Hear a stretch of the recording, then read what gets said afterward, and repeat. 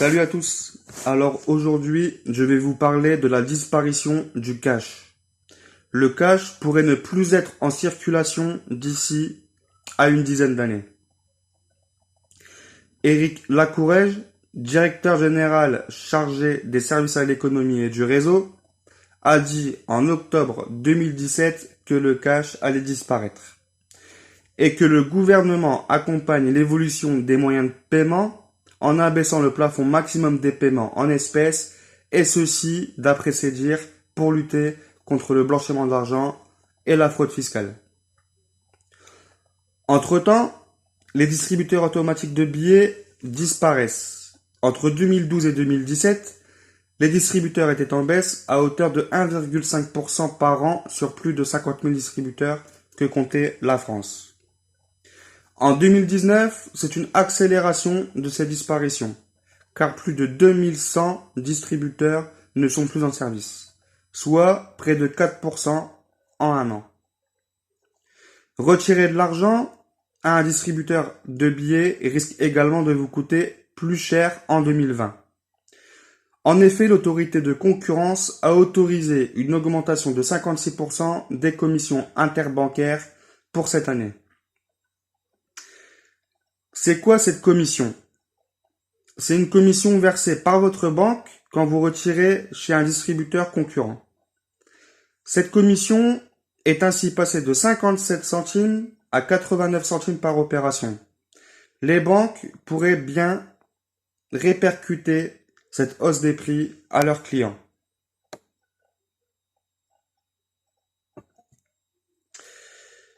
Mais les banques réclamaient notamment cette hausse de ces commissions pour faire face aux banques en ligne, qui n'ont pas de distributeur en leur nom et qui utilisent les guichets des banques physiques. Elles espèrent ainsi que ces mêmes banques répercuteront le prix de ces opérations à leurs clients. Les banques encouragent donc par toutes ces mesures le paiement par carte bancaire, en y simplifiant notamment les moyens de paiement. Pas de montant minimum chez les commerçants ou encore le paiement sans contact. Mais pourquoi? C'est une question d'économie. Les chèques, par exemple, coûteraient plusieurs milliards d'euros par an. Les paiements en carte bancaire sont de plus en plus fréquents, ce qui rapporte également plusieurs milliards d'euros à votre banque. En effet, les commerçants payant une commission sur chaque transaction que vous effectuez chez eux.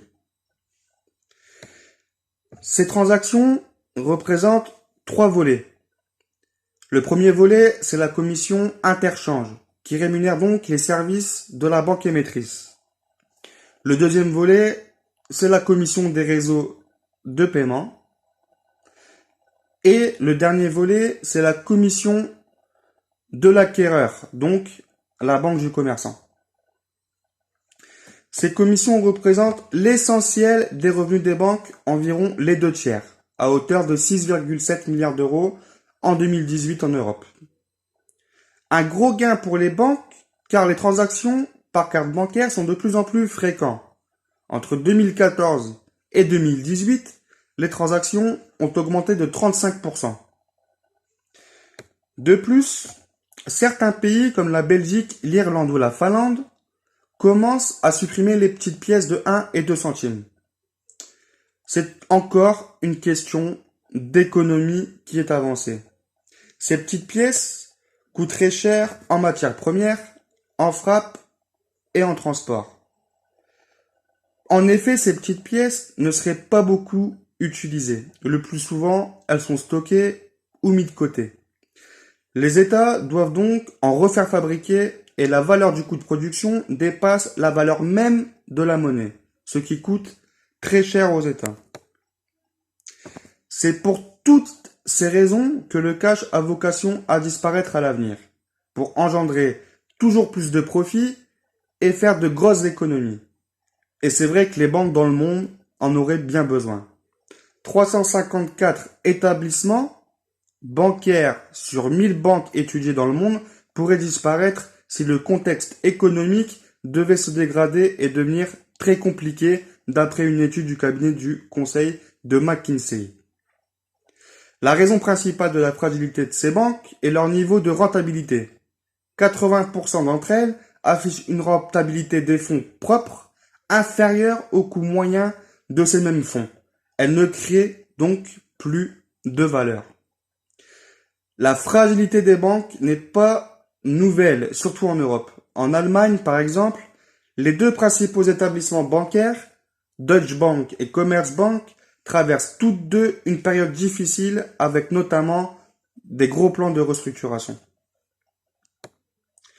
À cela s'ajoute une politique monétaire de la Banque centrale européenne trop accommodante, car certains groupes souffrent des taux bas qu'elle applique, avec donc des revenus à la baisse. Résultat, des vastes plans de restructuration, soit plus de 600 000 emplois supprimés dans le milieu bancaire dans l'Union européenne entre 2008 et 2018. Alors, quelles seront les solutions de paiement à l'avenir si le cash viendrait à disparaître? La seule réponse qui me vient en tête, c'est la crypto-monnaie. Elle se démocratise et les banques l'ont bien compris. Et donc, elles ne veulent pas passer à côté de cette occasion. En effet, la Banque de France et la Société Générale ont le 14 mai 2020 testé le recours à une blockchain développée par leurs équipes pour expérimenter une monnaie digitale. La banque d'investissement Société Générale a enregistré directement 40 millions d'euros d'obligations sécurisées en tant que token sur une blockchain publique le 14 mai 2020. Et le règlement du paiement a été effectué en euros numériques émis par la Banque de France. La Banque de France ajoute qu'il y a d'autres expérimentations prévues prochainement afin de tester l'usage d'un euro digital de banque centrale dans les règlements interbancaires. De nombreux pays préparent également leurs cryptos, comme la Chine, la Russie et les États-Unis. Ma question est donc la suivante. Pourquoi rester dans une banque qui de toute façon n'est pas là pour vous accompagner, pour vous aider ou pour vous conseiller, et qui au contraire sont plus là pour vous ponctionner toujours plus et jouer avec votre argent? Enfin, avec leur argent. Car l'argent que vous mettez en banque, elle ne vous appartient plus, elle appartient à votre banque. Et elle peut donc légalement jouer avec, et en cas de problème, elles peuvent compter sur les États qui seront toujours là pour les soutenir en injectant toujours plus de billets dans le système pour ne pas qu'il s'écroule. Et si vraiment les banques s'écroulent, elles n'auront qu'à confisquer l'argent de leurs clients, augmenter leurs commissions, leurs frais de gestion de compte, leurs AGO, bref, se faire de l'argent sur votre dos. Elles auront de toutes ces façons le pouvoir de vous contrôler, de vous manipuler et de vous surveiller. Si la crypto-monnaie est l'avenir et que vous pourrez payer et être payé avec cette nouvelle monnaie, alors pourquoi ne pas boycotter les établissements bancaires et soutenir des projets innovants dans les blockchains déjà existantes? Laissons cette mafia bancaire s'écrouler et vivons notre vie sans cash mais avec toute notre liberté. À bientôt.